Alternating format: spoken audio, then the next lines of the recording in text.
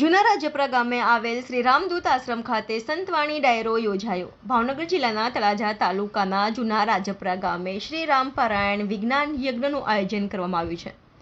શ્રી રામ પારાયણ અંતર્ગત દિવસ તેમજ રાત્રિના સમયે કથામાં આવતા વિવિધ પ્રસંગો તેમજ રાત્રિના સમય અને દિવસના સમય દરમિયાન વિવિધ પ્રકારના ધાર્મિક કાર્યક્રમો દરરોજના માટે યોજાય છે। ત્યારે આજે ગત રાત્રિ દરમિયાન સંતવાણી ડાયરાનું આયોજન કરવામાં આવ્યું હતું।